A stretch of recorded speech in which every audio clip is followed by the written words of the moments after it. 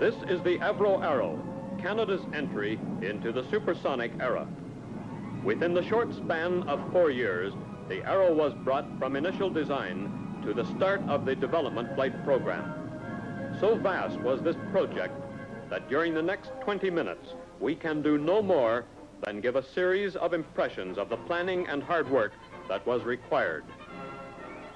Early in the design stage, it was apparent that newer fabrication techniques would be needed.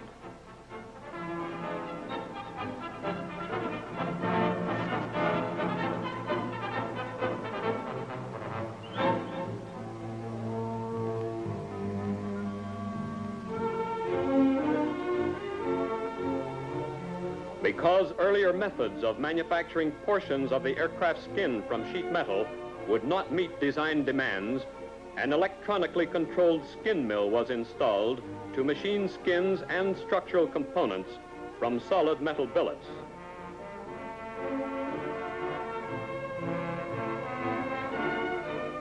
This 15,000-ton press was also installed by Avro to form heavy-gauge sheet metal parts with the accuracy that the Arrow required.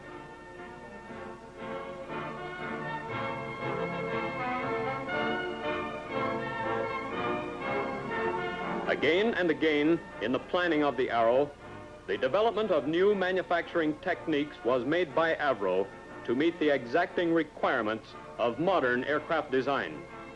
This meant the procurement and installation of new equipment with which these new techniques could be effected.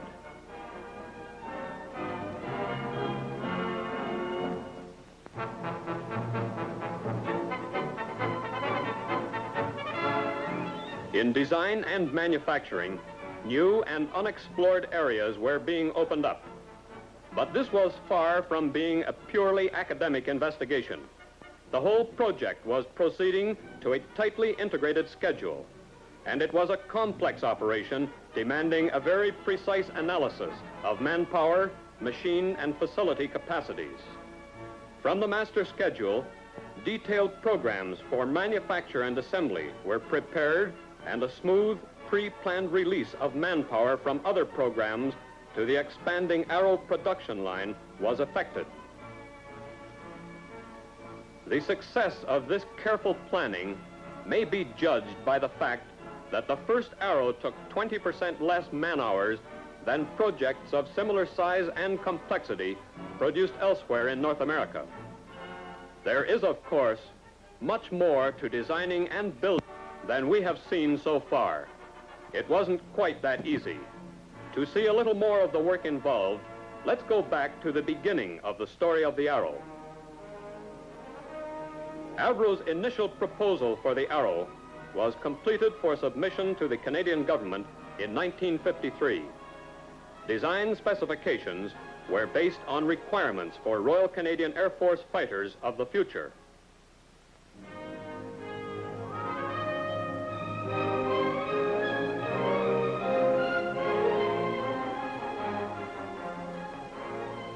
Following government authorization of a design study, various carefully handcrafted scale models representative of the aircraft design were prepared for the wind tunnel development program.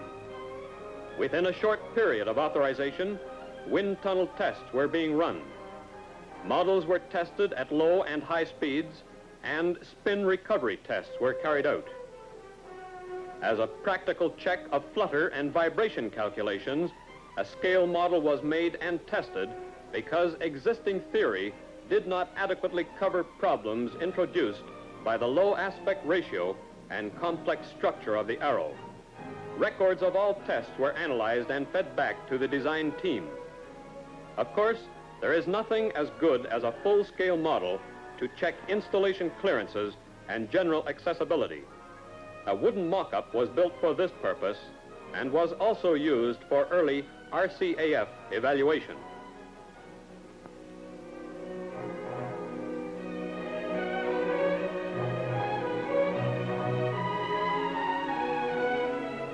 The dummy engine used with the mock-up to check installation and removal techniques is a full-scale model of the Pratt & Whitney J75 engine used in the first Arrow aircraft.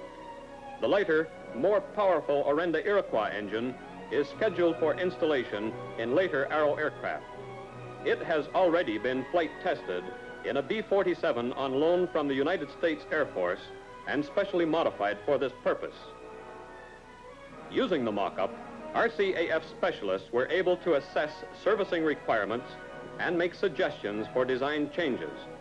Close cooperation between the Air Force and Avro has been a notable feature of all stages of the Arrow program.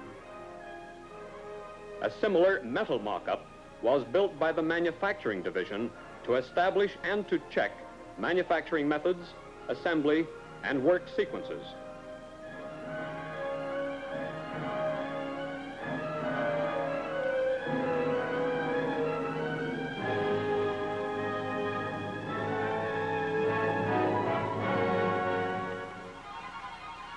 This early wooden mock-up of the cockpit showed that the windscreen, as originally designed, would be subject to distracting reflections. Using the mock-up, it was possible to correct this condition and check the result before a single aircraft had been built.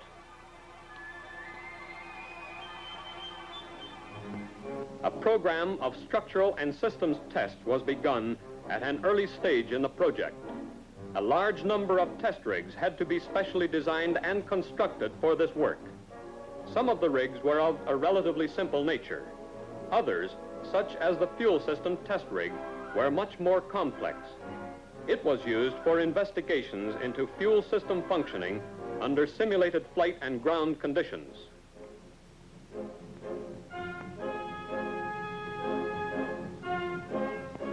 The Arrow is fitted with Martin Baker seats for ejection of the aircrew under emergency conditions. Records of tests conducted to analyze the operation of the escape system show its effectiveness.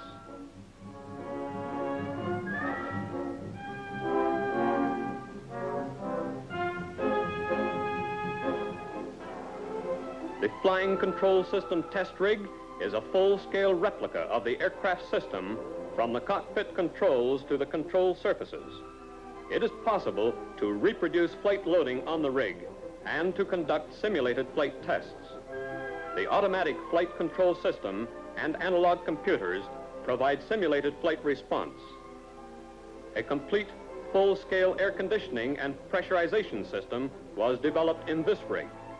The rig can be fed with heated high-pressure air to reproduce the full range of operating conditions met in flight. This rig simulates the complete aircraft electrical system. It is used to check out electrical components or wiring assemblies before installation in the aircraft.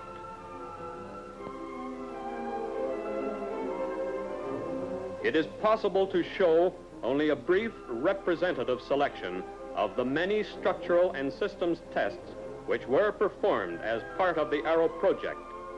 The testing of systems in rigs, simulating flight and ground conditions, the testing of materials to ensure that they would meet design requirements. All this was carried out with one primary aim in mind. The first aircraft was not to be a handmade prototype. A comprehensive test program to prove all aspects of design was therefore necessary before starting tooling for production.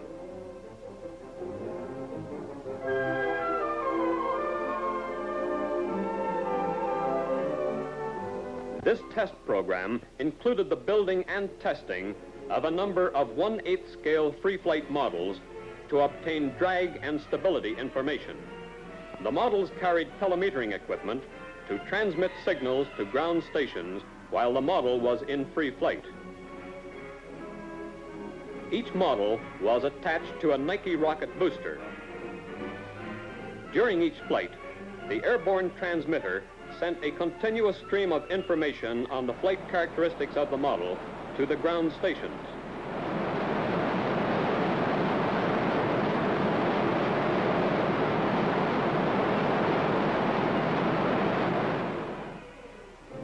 Additional information was gathered by Kinney theodolite cameras and by radar, which tracked each flight.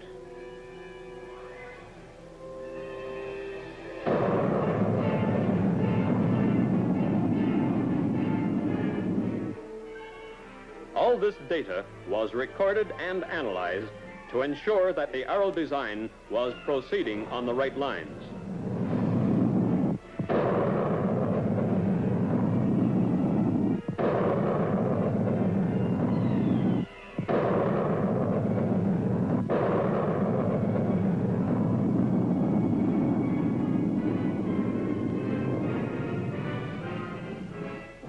As testing proved the validity of design, production tooling was started with the building of these master models. They are the basic forming tools for contour accuracy of skinned sections. Building a first aircraft using complete production tooling eliminates delay when quantity production is required. This new approach to aircraft production has proved most successful and is being widely adopted in the production of other high-performance aircraft. As the thousands of drawings of tested, proven design were released for manufacture, the tempo of production quickened.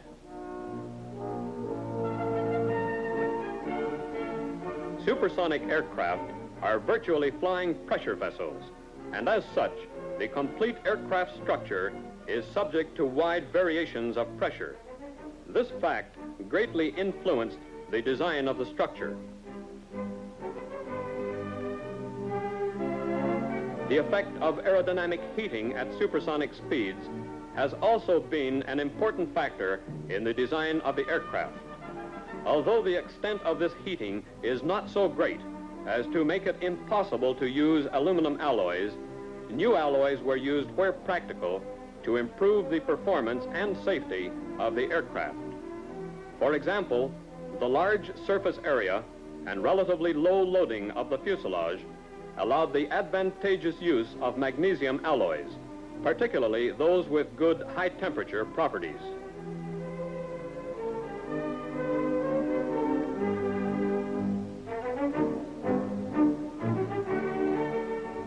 Because of its proven reliability, the J-75 engine was a logical choice for installation in an untried aircraft. However, when the Orenda Iroquois is installed, the full potential of the Avro will come much closer to realization. Across the country, hundreds of associate contractors and suppliers providing equipment for the Avro were making their contribution to its success.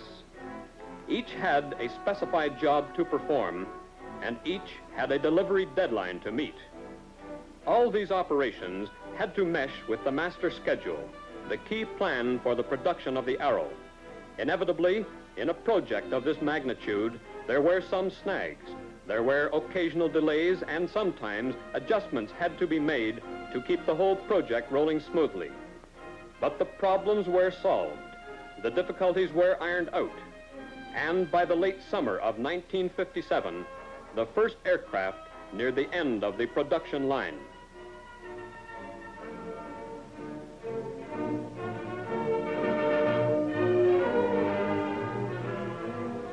From the production line, the first Avro was taken to the flight test hangar.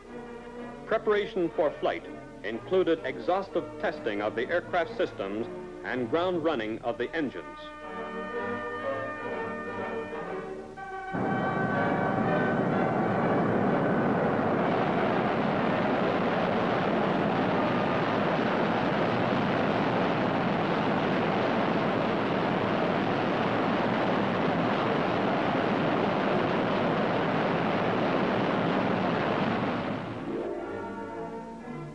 Following completion of these tests, the aircraft began its taxi trials with Avro's chief experimental pilot, Jan Zurakowski, at the controls. During a series of low and high-speed taxi runs, he was able to familiarize himself with the taxiing characteristics of the Avro and to check the operation of the wheel brakes, the drag chute, and various related systems. Finally, on the morning of March 25th, 1958, the Avro is ready for the air. At 14 points around the airfield, motion picture and still cameras are stationed to cover takeoff and landing. As Jan Zurakowski climbs into the cockpit, 10,000 Avro employees and RCAF observers watched tensely from the edge of the airfield.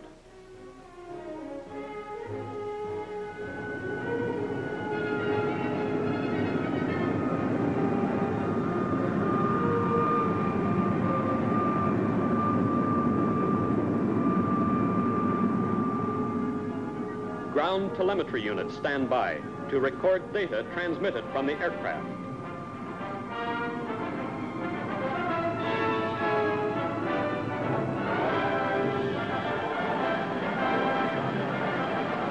CF-100 and Sabre chase planes take off for visual and photographic observation of the flight. And in the Avro Tower, recordings are made of all verbal communications.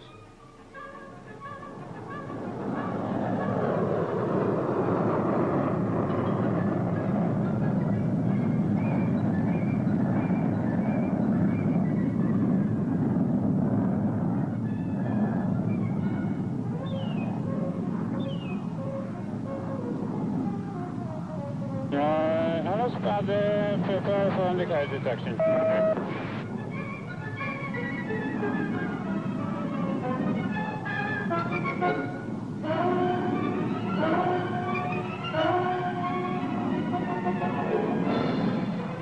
Fuel readings, please. 655. Phone from Frank. Altitude, please. Altitude 8,500 ASI now 230.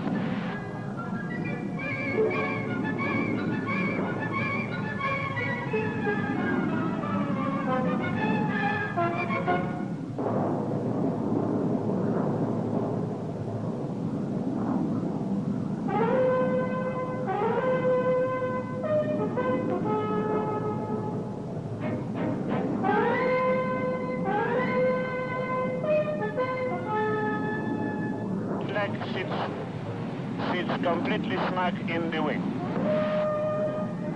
And the left leg as well is completely snug in the wing.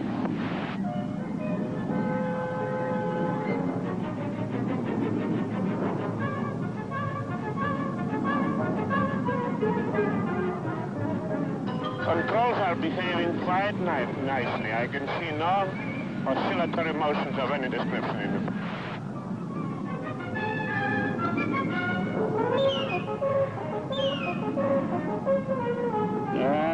I'll be turning to the left and then I'll put the indicator down now. Okay, Jan, give me time. I want to photograph this.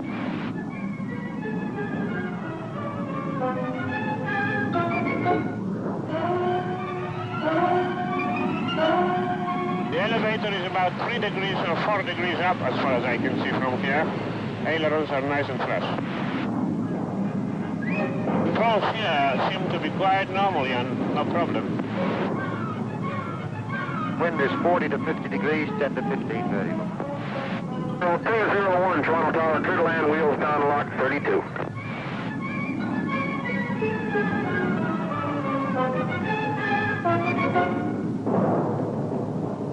Telemetry, he's touchdown.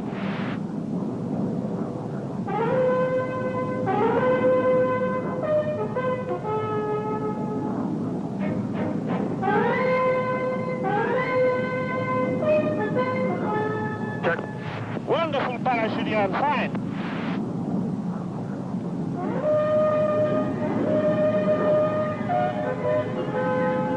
One down to 27, cleared to company.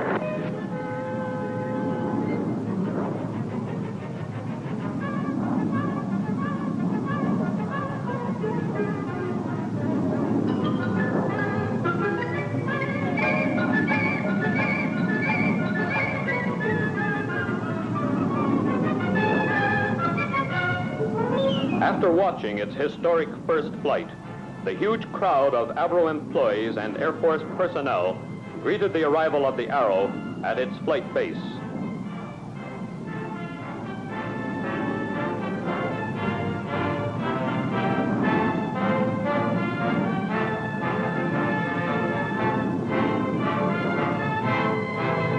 Because the first Arrow was produced from such complete production tooling, additional Arrow aircraft are being produced without the delay which usually follows successful first flight of a new aircraft. The success of the design is due in large measure to the intensive testing which has formed a major part of the program so far. Testing on the ground is continuing step by step with testing in the air. This full-scale structural test rig simulates flight loads on a static test aircraft, making it possible to predict many of the actual effects encountered in flight. These static tests naturally assume great significance as ever greater demands are made of the aircraft in flight. On its third flight, the Avro flew supersonically. On its seventh flight, it exceeded 1,000 miles an hour while climbing. This is still well within the maximum capability of the aircraft, which will be achieved during the development flight test program.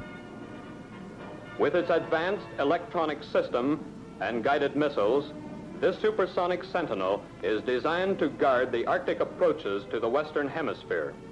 The success of the Avro Arrow marks a new chapter in the history of the Canadian aviation industry and a new contribution to Western defense.